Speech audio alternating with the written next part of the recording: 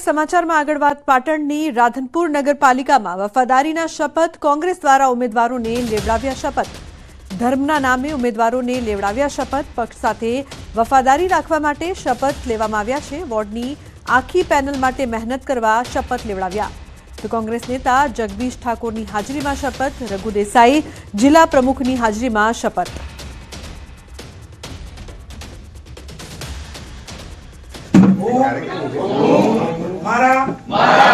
Dharmana